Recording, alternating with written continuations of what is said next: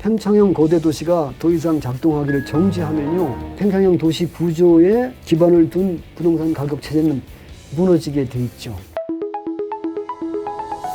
전 국민이 내 집 마련하는 그날까지 여러분의 내 집 마련 도우미 서기열입니다. 오늘은 집값은 잡을 수 있는 것인가 라는 책을 내신 이상현 명지대 교수님 다시 모셨습니다. 도시 계획가로서 그 팽창형 거대 도시가 이제 4차 산업혁명으로 소멸하고 있다고 말씀하셨는데요.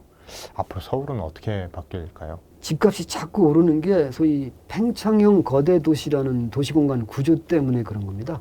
팽창형 도시 구조라는 거는 도시가 계속 커나가는 거예요. 쉴 새 없이 커나가는 겁니다. 지금 살아계시는 분들 100% 다 그런 팽창형 거대 도시 속에서 태어나셨어요. 그게 뭐냐면은 태어나는 순간부터 서울은 계속 크고 있었어요. 그리고 앞으로 여전히 그런 팽창형 거대 도시가 계속 지속될 거라고 생각을 합니다. 이건 저거하고 비슷해요. 자본주의가 한 200년 넘게 경제 성장을 쭉 해왔잖아요. 더 고도의 성장. 그러다가 보니까 이거 계속 성장하는 게 자연스러운 거 아니야? 라고 오해를 하는 것처럼 도시도 마찬가지입니다. 팽창형 거대 도시 계속 늘어나기 때문에 앞으로도 계속 늘어날 거 아니야. 이게 더 이상 그렇진 않을 거란 겁니다. 그리고 부동산 가격은 그 팽창형 거대 도시에 기초를 두고 있어요. 지금 이런데 계속 늘어날 거야. 그러니까 원래 요만한 동네에 있었는데 이만큼 늘어나면 여기 있는 가치가 더 늘어나는 겁니다. 더 늘어나면 더 가치가 올라가는 겁니다. 더 가치가 올라갑니다. 계속 부동산 가격이 올라가고 오는 것만 보고 사셨기 때문에 그게 당연하다고 생각하시는데, 자, 근데 팽창형 거대 도시가 더 이상 작동하기를 정지하면요, 팽창형 도시 구조에 기반을 둔 부동산 가격 체제는 무너지게 돼 있죠. 그걸 이제 저만 알겠습니까? 다 아는 얘기죠. 이제 미래학자들 다 얘기를 합니다. 특히 이제 4차 산업을 얘기를 하죠. 4차 산업에서 제일 중요한 건 뭐냐면 로봇이라는 거. 로봇이 일한다는 거예요. 어떤 의미를 갖냐면은 사람이 일하기 위해서는 이동하지 않아도 된다는 뜻이죠. 우리가 뭔가 소비를 하기 위해서 물건을 사거나, 근데 물건 사는 것도 이제 택배가 워낙 발전해서 이제 물건 안 사러 다니잖아요. 그리고 워낙이 물건은 사러 가는 것보다 배달을 해주는 게 더 효과적인 거예요. 10사람이 다 가서 산다? 그거보다 한 사람이 10사람한테 배달하는 게 훨씬 더 동선이 짧죠. 물류센터에서 바로 수요자의 집까지. 그게 훨씬 효과적인 방법이었었는데, 이제 그걸 못했던 게 뭐냐면은 그 수요자가 언제 어디에 있는지, 어디에 얼마만큼 있는지 몰랐기 때문에 그런 거죠. 근데 우리 전화 있지 않습니까? 인터넷 있고. 그렇게 다 있기 때문에 이 배달의 시대가 도래한 것도 당연한 거예요. 더 이상 배달의 시대는 이제 되돌아가지는 않을 것 같아요. 도시의 특정한 길목을 차지하고 있기 때문에 부동산 가격이 올라갔던 그런 시절은 이제 지나가게 되는 거죠.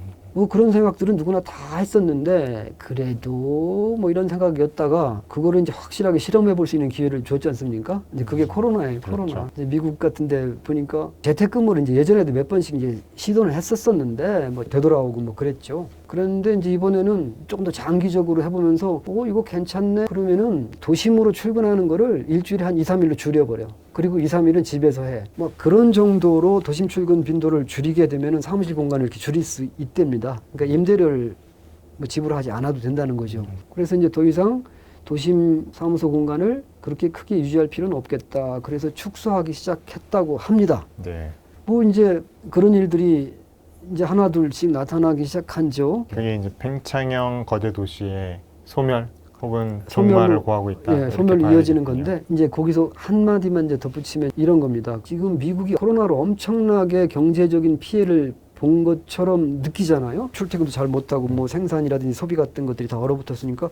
그런데 실제로 경제가 축소된 거는 한 5% 정도밖에 안 되더라고요. 마이너스 5%. 예. 그런데 아마 경제학자들이 보기에 5%면 대단한 거라고 생각하실 거예요. 근데 저는 이제 좀 다른 시각으로 보는 겁니다. 이제는 우리가 더 이상 위치 종속적이지 않다는 거예요. 꼭 도심으로 다 모여들지 않아도 그럴 된다. 필요가 없다는 거죠. 그냥 산반적으로 흩어져 가지고 경제 행위를 하더라도 우리가 보는 피해는 5%밖에 안 된다라고 보는 겁니다.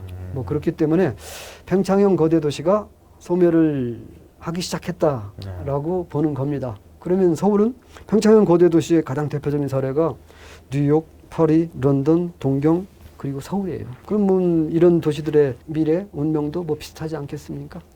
그래서 자연스럽게 부동산 가격이 내려갈 거다. 이제 팽창형 거대 도시는 지속되지 않아. 그러니까 도심이 계속 비쌀 거라. 그러니까 좋은 자리에 있는 집들이 비쌀 거란 생각하지 마. 안 그렇게 될 거야. 이런 방식으로 설득을 해야 된다라고 하는 거예요. 저는 아무래도 전공이 이제 도시니까 네. 저는 200년의 눈으로 보는 거예요.